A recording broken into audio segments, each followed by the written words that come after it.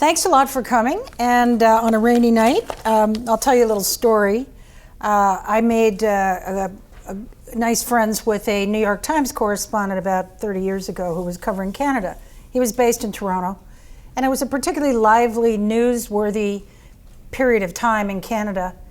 And his name was Doug, and I said, Doug, so you're having a good ride here. This is a pretty good posting. You thought it would be sleepy being in Canada, but there's a lot of cool things happening. And he said, yeah, I'm filing a lot of stories, a couple a week, but they don't use them. And I said, why? He said, because Canada's holdable. It's never that hot. It's holdable. And I've always remembered that. And it's not a nasty thing, it's just the reality. So I thank you for being interested. Because in foreign policy terms, Canada's sort of the orphan in the mix in terms of Canadian American minds. And it's because, and I'll talk about this, but it's because, and I'm a dual citizen, because Canada is thought of not as a foreign country. Mexico's a foreign country, but it's thought of as another country to an American. It's another country, not a foreign country. It's a nuance, but I think it's there and it's kind of interesting. So I hope that will change. And one of the reasons I wrote the book was to inform Americans about what I think is important, that they should know about the relationship, the continent, where we're going. And I also wrote it to attack the Canadian establishment, which has a measure of anti-Americanism in its mix almost all of the time. And smugness, a superiority, that there's somehow a more superior society, country, and so on, which I don't agree with. I think they're both great countries, very different, and I think they should respect one another, and I think, like it or not, joined at the hip. And as I try and convince you, and I reason behind writing this book, I hope that you will come to feel somewhat the same way, or at least look at things a little differently. This book is a thought experiment. What I basically did was I said, these two should merge, in my opinion, because I'm a merger. Why not? What's the big? And I will tell you why. I believe there's a merger underway. I think a merger is inevitable. So on that basis, and there's external forces that are bearing down on both countries, and all countries, but on both countries, that I think make it very compelling for us to, at the very least, become a customs monetary union like European Union, maybe two distinctive countries, but joined at a fourth level of whatever, or I think, just get it over with and join. So this is what I want to say. I'll begin by saying that there are three existential challenges that are the underpinning for this book and why I did the thought experiment. The thought experiment part of it is, okay, we have these existential challenges, which I will elucidate, and this is the model, these are the various models as to how we could merge. Economic models, several models, political models, an EU model, like just joining as states, all kinds of other things. So I got into that kind of detail as the thought experiment part because I wanted to desensitize the sensitivity around, in Canada, around what do you mean become Americans? We're better than Americans. And I wanted Americans to understand that this is a sovereign nation to the north. It has a lot of things, and the synergies could be unbelievable. I have a fourth chapter is all about the synergies if the two actually join forces, just the economic synergies. The three existential challenges. I think top of the list is, and this book came out in October, and a lot of people looked at me cross-eyed like I was kind of paranoid, but the new Cold War 2.0 is an economic one. It is state capitalism, like Russia Inc., like China Inc., like Arab Inc., like various others, Japan, South Korea. It is state capitalism versus free enterprise. State capitalism countries have the added benefit of government as their partners or owners who can run interference, subsidize, protect them, sell vetoes on the Security Council to get ore bodies, which Russia and China have both done. other kinds of arm twisting that they can bring to bear to beat us to markets, take over oil fields, confiscate assets, make their way in the world in a much more effective way than the free enterprise Boy Scout nations. And our multinationals are out there fighting the good fight for living standards against companies that have a whole phalanx of soft and hard weapons thanks to the state capitalist model. That's the overarching existential challenge that both countries and Europe face. The other challenge, let's talk about Canada. Canada has a relatively small population, 35 million people, second biggest piece of real estate, full of buried treasure that's been completely neglected, has not been developed. Canada's economy is not big enough to develop it, build out the infrastructure and so on, or to defend it. Now, I'm not talking about military invasion, but I am talking about state capitalist invasion economically. China has clearly targeted the resources of Canada, as have other state capitalist countries, South Korea in particular, and Russia has declared the Arctic is Russian, including what Canada thinks it owns. Canada's made a counterclaim. Canada has very little jurisdiction and very little leverage in enforcing its jurisdiction. Our Navy has 8,500 people in it. Our military is smaller than Singapore's, smaller than Norway's. And there's no indication, no will to bolster this. And as I say, the new Cold War is not about military invasion, but it is about having economic clout and having the same tools to fight the economic battles that the state capitalist entities have. The other existential challenge that these two countries have is shared, and that is our border.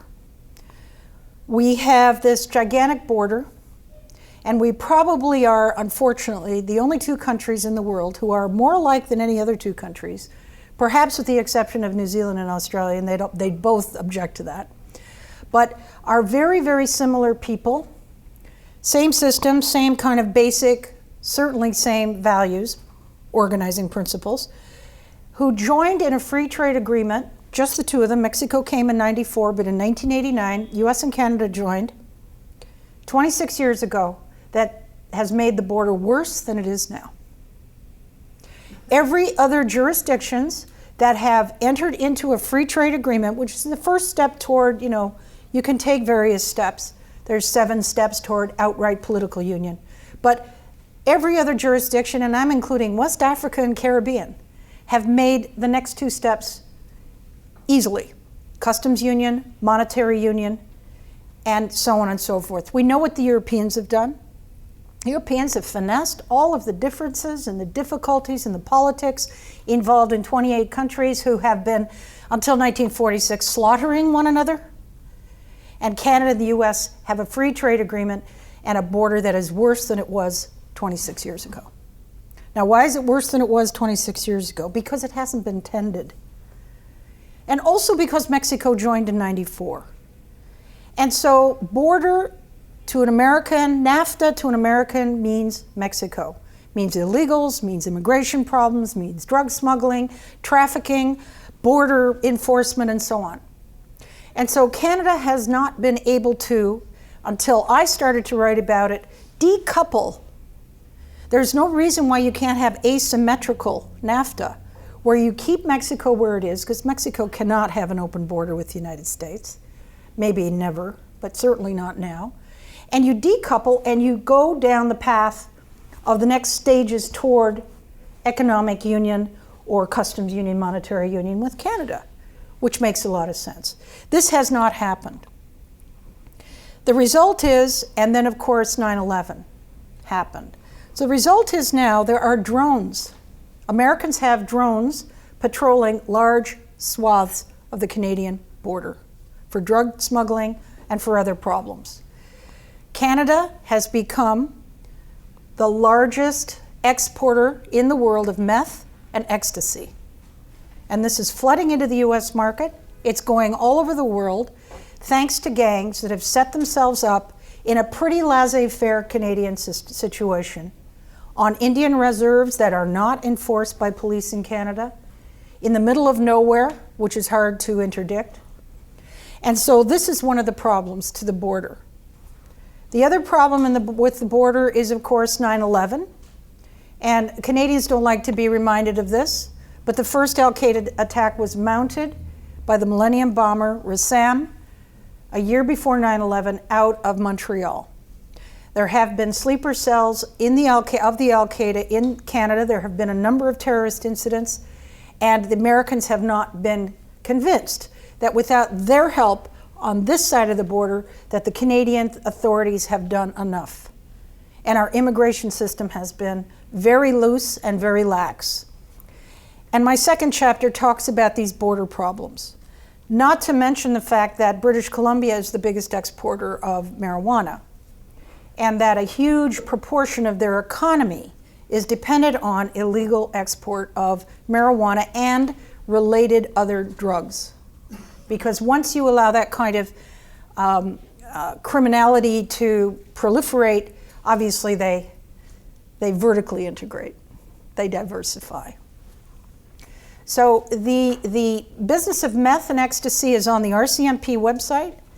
And in the second chapter of my book, I get into all of the drug problems, some of the terrorist problems, and some of the other issues that really have made the border thicker.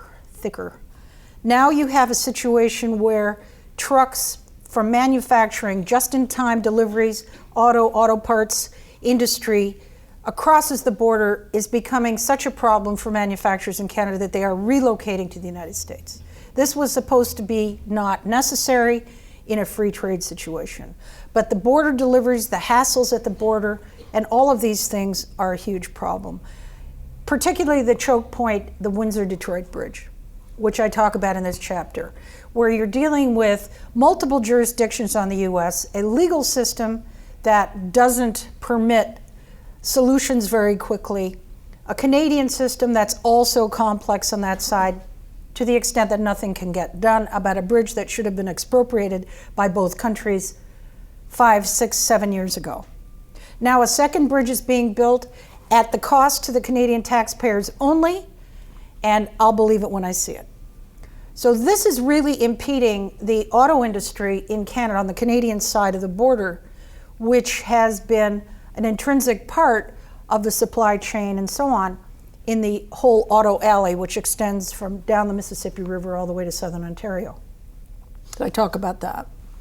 So Canada has this problem with the border, and I would suggest the US does too, therefore. So I wrote the book, and my biases are the following. I'm a business writer, I'm a businesswoman, I'm a business professor, and I'm a dual. I think both countries are terrific. I understand both countries. Most people do not. Canadians think they understand the US, they do not. It's a different culture, slightly different. And the Americans are usually pretty much indifferent toward Canada because it's not a problem. They like Rob Ford, he's entertaining, and Bieber. But apart from that, those two are the most famous Canadians in history. Isn't that sad? So what you've got is you've got all of these situations happening. So with my bias, I said, okay, let's look at this as though, one of my models is let's look at this as though this is a gigantic investment banking situation. So I worked with an investment banker. We actually evaluated the Canadian assets and the American assets based on 8 hypothetical metrics that are just pulled out of the air, hypothetical, came up with a number, showed how it could be paid for, and just to make it understandable that this kind of thing can happen. The number we came up with, which is totally hypothetical, is about the same as what West Germany paid for East Germany. It was 100% of GDP, and that worked out very well. So you've got a situation where I just wanted to run it through a thought experiment, and just to debunk some of the, oh, this can't happen, this is impossible. Now, I'm not silly and foolish. The second to last chapter is about the politics. The politics of this would be impossible. without a crisis, just as East and West Germany never would have merged without a crisis. East Germany was bankrupt. So it's just, to me, a very interesting situation, and I wanted to start a conversation on both sides of the border, which I have been able to do. The business community in Canada have been hiring me to make speeches to various sectors. They are very concerned about the border. The border is becoming a problem. It's becoming a choke point for many industries. Non-tariff barriers are springing up, and it's a real serious situation. Not just Keystone. It's happening in agriculture. It's happening on the Great Lakes in terms of shipping. It's happening in the mining industry, and it's happening in a lot of different industries. So there is the start of a conversation bubbling up from the bottom at the business community level in Canada. The politicians have not touched it. They will not touch it. They cannot touch it. Politician can't say, I don't want to join those Americans without offending. And a politician can't say, I want to join those Americans without offending. So it's one of those very tricky issues that hasn't yet become a public discussion, a political discussion, but everybody in Canada knows about it and is talking about it. And I'm getting a fair amount of traction in the United States. Hillary Clinton sent me a lovely letter, read it, thought it was thought-provoking and interesting. Jeb Bush also got a copy of it, read it, enjoyed it. Ken Taylor, our ambassador in Iran, who now lives in New York, thought, he said at my book launch party, he said, Canadians are asleep. They don't know what's going to hit them. They've got to read this book. This is a very important wake-up call for Canada. So it's on that basis that I'm very pleased to be here. And let me just tell you what I think is happening, why the merger is already underway and probably inevitable in some way, shape, or form. I grew up in Chicago. I immigrated at the age of 19 as a married woman. I married a British guy. We went to Toronto to live. I've stayed there ever since as a resident of Canada, now a citizen of both countries. I pay taxes in both, and I work in both. I live in both, and I think both are terrific countries. There has been such a transformation in that period of time. I am 67 years old. I went at 19. That's more than 40 years ago. 40 years ago, remember what the United States was like. Civil rights hadn't even happened yet, really. The gay rights movement, the women's lib movement, the anti-war movement, the United States was a very different place than it is now. The United States has, in this period of time, become much more progressive and liberal, dare I say, that's a dirty word, in some places. In this book, I analyze the presidential cycles, and I base it on the number of states, proportion of the economy represented by those states that have, going back to 1992, in the presidential cycles, voted Democrat, meaning more liberal than the opposite. And it is pretty interesting and very astonishing at the liberalization in the presidential cycle of the United States. The last election and the one before that, more than 60, the states that voted Democrat represented more than 60% of the GDP of the United States. So to that extent, the wealthier Americans, and certainly the border states and those attached to the border states, have pretty consistently been more liberal than other parts of the country. So that's one change that has been very, very significant. The polling, I go into the polling in my chapter on politics. The polling on certain issues and political stances are closer than they've ever been. Even gun control, same-sex marriage, legalization of marijuana, all of these, capital punishment, all of these, the polling shows a very similar outcome in both countries. Nationally, and of course regionally, it would be even more interesting. Canada is 35 million people. It's also interesting to note, because a lot of Canadians say, oh, those Americans. And of course, we know that the United States, like Canada, are very regionalized. I would say that someone in Toronto has more in common with someone in Boston or Toronto or New York than they do with someone in Montreal. and someone in Calgary has more in common with someone in Dallas, and so on and so forth. It's very regionalized, both countries. So here was an interesting other take that I looked at, a fact.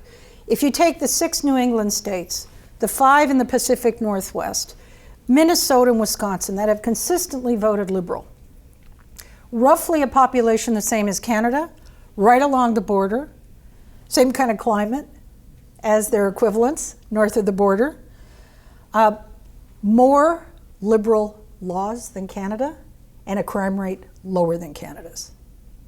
So generalizing is really, inappropriate in terms of the two countries. So I would say, just to use a familial metaphor, I would say that in the 40-odd years since I've moved to Canada, and Canada when I moved there was a very parochial, undynamic, heavily economically concentrated country. My first book was 1986 about how about 5 banks, 5 conglomerates, and 32 families controlled the whole country. And the prescription that I called for in that book was free trade with the Americans. I did a sequel to that book in 2008, and it completely had transformed the country. The dynasties were gone, the tariff barrier protections were gone, the dynasties were gone, the banks were still there because we agree we have a social contract with our banks. They don't go bust, and we let them compete without Americans coming in and be an oligopoly. So we also don't have the conglomerates we used to have. We have more of a meritocracy. So the 75 billionaires that I profiled in my book in 2008 in Canada, most of them were immigrants. Most of them were self-mades, overwhelmingly self-made in many different industries with different backgrounds. So the country had become more American in an economic sense, more meritocratic, more entrepreneurial, more outwardly looking, and more multinational, multicultural. When I moved to Toronto, it was a little English-British enclave. And now, of course, it's a city with the same demographics as New York. About 50% of people were not even born in Canada who live in Toronto. And I think that's roughly the same in the New York area. So you have a very multicultural situation, didn't have before in Canada. And so it's become more American, and the United States has become more liberal and progressive. I would say we've gone from being cousins to maybe siblings, not twins, but siblings. Now, there's one overriding difference that I think is important to understand. Canadians have a British sensibility. It doesn't matter whether they're Italian in background or Jamaican. They have a British sensibility. That means that manners, deportment, dress, interaction with people is very British. If you're mad at somebody, you hold your temper, you bite your tongue. You don't fight like they do on Fox, like we Americans like to do. They're not blunt and direct. They're very passive-aggressive at times. So Canada has a British sensibility. The reason why Americans rub the Canadians the wrong way, and the British, is because we have a Germanic sensibility, particularly in the Midwest where I come from, but also in the census. The number one ethnic background of Americans is German. And I named some of the most prominent Americans who have German surnames, who are German background. I don't think Americans realize how Germanic they are. Direct, blunt, very good at manufacturing, and have the best work ethic in the world, which Canadians do not share. So this is one of the rubs socially between the two. And Americans will talk about their victories. They will gloat, number one on camera in the Olympics. That is considered very bad form in Canada, except in hockey games. But they don't go around saying, number one. They don't gloat. They don't brag. That is a British thing. They're proud and all of that. So that is one interesting difference between the two. That does not, to me, proscribe a further integration of the two countries by any stretch.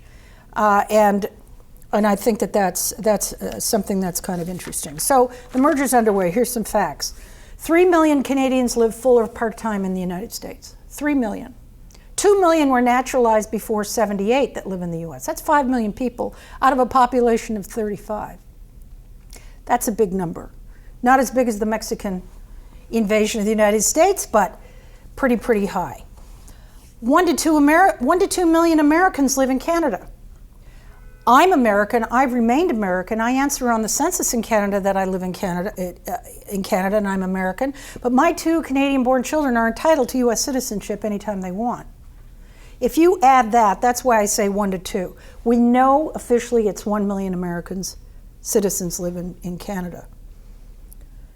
The First Nations, which is what we call Indians, Aboriginals, the First Nations, not the Inuit, the First Nations number 800,000. Under the Jay Treaty, they are dual citizens. They can cross the border anytime they want. They are Americans as well as Canadians. In the 20th century, 7 or 8 million, don't have exact figures, 7 or 8 million Canadians immigrated to the US. 7 or 8 million, that was the population at the beginning of that century. It was a brain and brawn drain that continues today. Those 7 million became naturalized and so on, but just on the back of an envelope, I would say that probably means that if you took a poll in the United States today and you asked US residents how many have a Canadian parent, mother or father, you might get a very large number. You might get as many as 10 or 20 million. If you ask them how many have a grandparent, you'd get Hillary Clinton and Sarah Palin and a whole other bunch of people saying yes, and that could be the population of Canada. So there's a lot of cross-pollination, family connections, and similarity in software, if you like, between, although Sarah Palin's not very Canadian, is she? No. Sorry about that. Right now, under the NAFTA rules, about 250,000 Canadians are immigrating to the United States every decade. That's the size of Quebec City, and they're all educated. These are the educated ones that get the proper green card thing. They go to Hollywood, they go to Silicon Valley. The figures that the consulate have told me in Manhattan, there are something like 300, they don't know for sure, 350 to 400,000 Canadians working every day in jobs in Manhattan alone. They work on Wall Street, they work in the arts and media, they work in insurance. They're scattered all over the place. Hollywood has at least 500,000, Silicon Valley at least 500,000, and then in many of the research areas and so on, our physicians immigrate to the US to make more money. We have 1 in 9 physicians in Canada go to the US. And so we have this kind of situation. And this is a huge brain drain that poses a huge existential challenge for a country like Canada. Unless you can replenish it on your immigration side. So that is why I say the merger is actually underway. It's a slow-mo merger. And Canadians their foreign direct investment since 1989 in absolute dollars is roughly the same as the foreign direct investment in Canada. Huge amount of investment by Canadians after free trade in buying suppliers and competitors and so on in the US. A lot of that has gone on. Canada's FDI is the 3rd highest among the nations. I think Netherlands and Britain are higher. But consistently year after year. Canadians for the last 4 years have been the #1 buyers of real estate for personal purposes but not FDI, real estate. #1 buyers among foreigners of real estate in the United States. Mostly snowbirds, but also people who have settled here. In Canada, American companies own 12% of the economy. That is the most important 12% of the economy. That's the export-led part of the economy. That includes 50% of the oil industry, a big whack of the mining industry, and manufacturing is virtually all American-owned. And retail is the story. 70% of all the dollars spent in a store in Canada by a Canadian goes to an American chain. 70% non-grocery of the expenditure. I think that's the highest in the world. So we have all the chains because we have big banks, we have big developers who want to lease out to big chains, so we have nothing but chains in Canada. more so than in this city and more so in the rest of the United States. So we are merging, and it is getting even more intense as time goes on. So I wrote my book. And I really have concerns about a couple of flashpoints in Canada that are looming in the next 5 to 10 years. Never mind the fact that the world around us is changing. And I would point to the Keystone Pipeline. An outright rejection of the Keystone Pipeline is an enormous economic setback for Canada, enormous. They're trying to build pipelines in other directions, but because the First Nations, the Indians' situation with claims has never been resolved properly in Canada, they're finding that as an absolute obstruction and barrier. That is going to mean Alberta, which is the generator of all the new jobs last year, 90% of the jobs generated, new jobs generated in Canada came out of Alberta and the oil sands, is going to hit a wall in a year and a half. Big, big problem. They're trying to ship that amount of oil by rail, and that is creating a bottleneck on the rail side in Canada and all kinds of other issues environmentally, of course, and safety-wise. The environmental movement's all over that as well. But for instance, Canada's grain shippers, their agribusiness in the prairies, lost contracts to supply grain to China because they can't get rail capacity because all of the cars are being devoted to shipping the oil because we can't get that 82nd pipeline approved yet. There's 81 pipelines across the border. This is the 82nd. This seems to be the biggie. That's a real problem for Canada. That's also driven Canada into a free trade deal, which there's a lot of fighting about, hasn't actually been signed with China, which would open up the Canadian economy to a massive buyout by the state capitalist companies in China, and resource grab as well. That's a big flashpoint. The other flashpoint is Quebec. And April 7th is the next provincial election in Quebec. The separatists are in power. I think they're going to win a big majority because 2 days ago they attracted a very credible, powerful, influential, drop-dead gorgeous candidate, one of the most powerful businessmen in Quebec, Pierre Péladeau. Pierre Péladeau owns the biggest newspaper in the province. He controls the TV cable companies in the province, and he has huge attractiveness. And he brings a lot of credibility to the cause. If that helps push them into a very sizable majority, we're looking at the third referendum on independence from Canada, and a unity crisis that I think will be very serious, and based on the possibility that this time they may just pull it off. Because the demographics have changed in Quebec, and maybe the conditions are ripe for it, maybe not, but we'll have to see. So we have some flashpoints coming down the road. That, of course, any of those things does affect the United States, because one of the other integrative factors and facts is that Canada buys more goods and services from the United States than all of the European Union combined. And 90% of our exports go to the United States.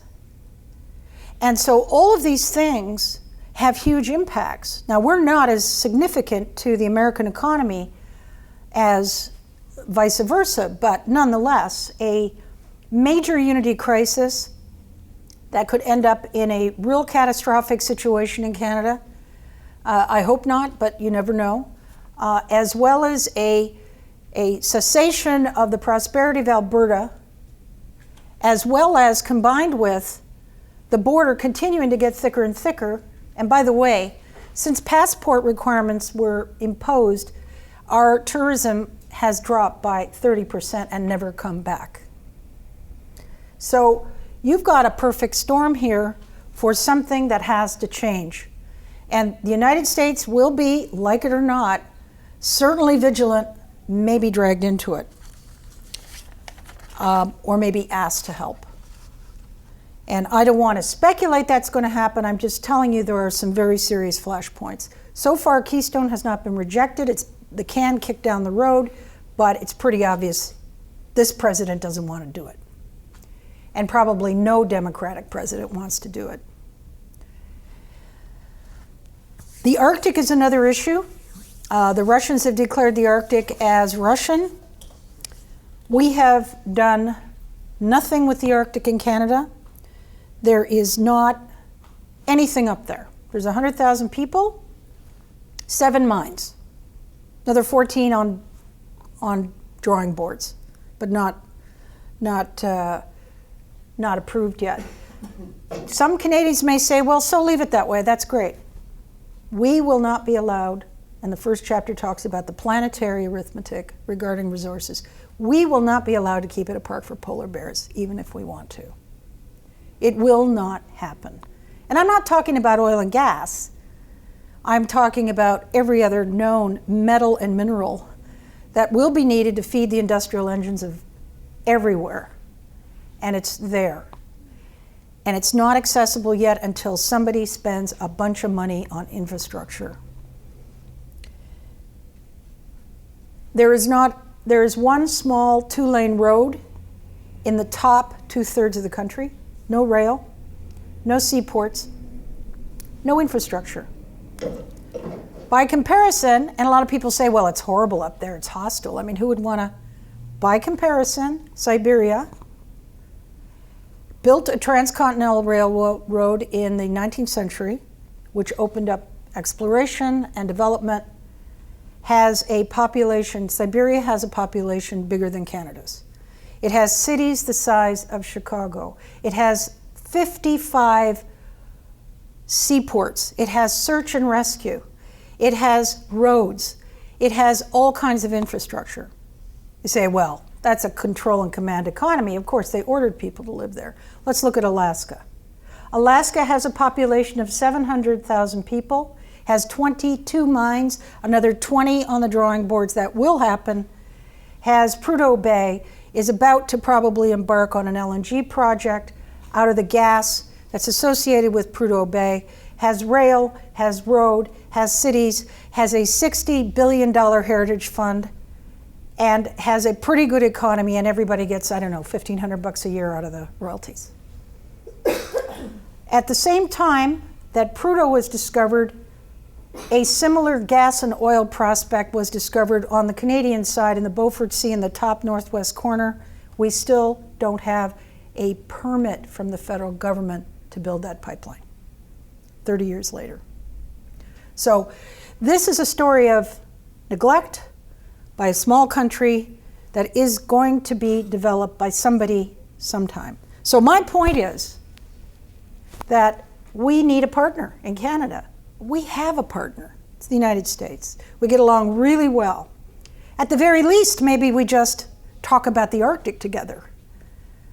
But there are disputes between the US and Canada jurisdictionally on territory offshore, up in that corner. The Americans maintain that the route across the top is not Canada's to regulate. It is international waters. Canada disagrees. And now we see what Russia is doing. It is opening up and developing very rapidly. Canada's doing nothing. The Northern Passage. The Northern Passage is now, with search and rescue, seaports, icebreakers. The Chinese government are building icebreakers, a fleet of icebreakers, because the route between China and Europe through the Russian half of the Arctic Sea, which is ice-free for 6 months a year naturally, is 7,000 or 8,000 kilometers shorter.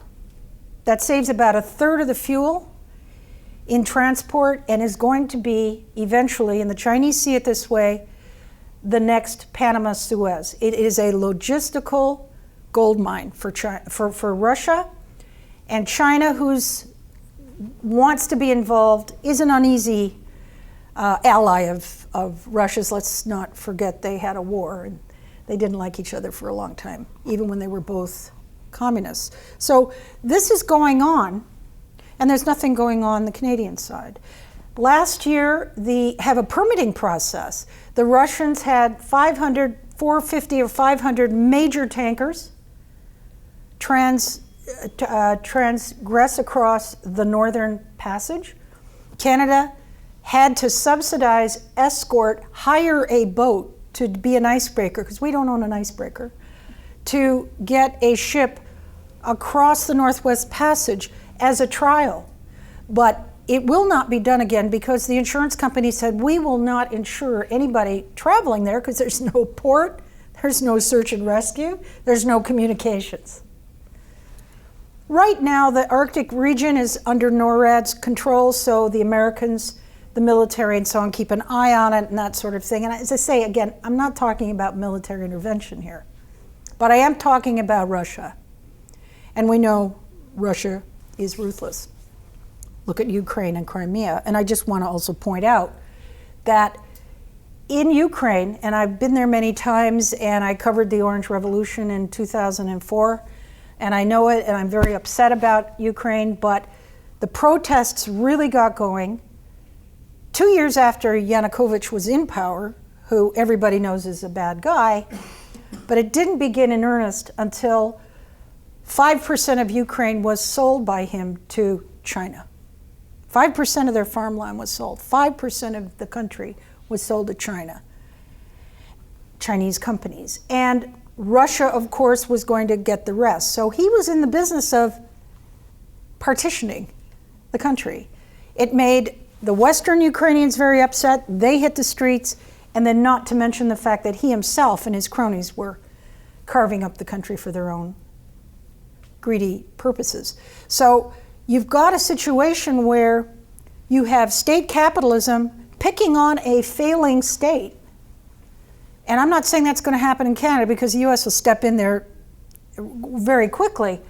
But make no mistake, China has to have resources. And I think China is a wonderful country. I admire China. I respect China, what it's done. But they have to have resources. And they also need space. And Russia is run by Mr. Putin and other people like him. So that's the situation we have. That's a bit of an aside. That certainly I didn't deal with in the book. The Ukrainian sale I did of the farmland, plus the other things that have gone on in the world, is in the first chapter called A Dangerous World, about the Cold War 2.0.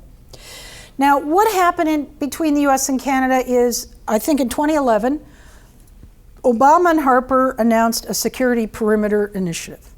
Now, this was great. Nothing's happened.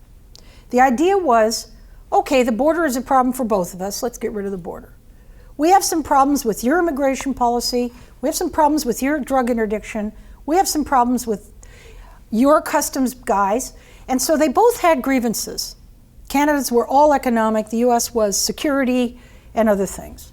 So they said, okay, let's do a security perimeter. Security perimeter would actually be a major step toward a customs union, because the next thing after that would be free flow of workers back and forth. You get rid of the border because you have blended your immigration, tax, police interdiction, homeland security functions, and you are now part of a perimeter rather than two separate countries with a border in between. Great idea, very complicated. I'm not saying that it isn't complicated. I'm not saying it should have been done by now, but nothing has been done. Nothing. And that is a real serious issue. And that's something that people interested in foreign policy should be asking and wanting to know more information about. So I've talked a bit about all of that. How are we doing on time? I've talked for almost an hour, so we want time for questions. The last chapter of my book is, given the fact that the politics would be very difficult joining these two countries, as they have been, is I talk about the prescriptive policies that Canada should undertake if there is no merger soon. Canada has a number of other constitutional and other traditional legacy issues that make it very difficult to govern. It's a very nice country, it's nicely governed, but there are some real problems internally in terms of dealing with whether it's building pipelines to link the country, or whether it's dealing with the Quebec issue, or dealing with all kinds of other things. So the First Nations issue. So one of the most acerbic but interesting lines that a famous novelist and humorist called Will Ferguson said, that described the Canadian the history themes of Canada, still are true today. And my book wants to change that. He said the themes of Canadian history are all about keeping the Americans out, the French in, and hoping the natives become invisible. I'm saying in this book, which makes me no friends in the Canadian government or the others and the elites, is Canada should be about letting the Americans in to the extent we're comfortable with and they're comfortable with. Don't worry about the French. They'll either leave or they won't. And that should be their choice. And for goodness sake, give the Indians their due. Or we can't develop anything in Canada because they have claims on most of the landmass that are unresolved, that get in the way of resource development and all kinds of other things. So on that note, you've been very attentive, and thank you for listening, and thank you for coming, because Canada's usually holdable. And I'll take some questions. Thank you.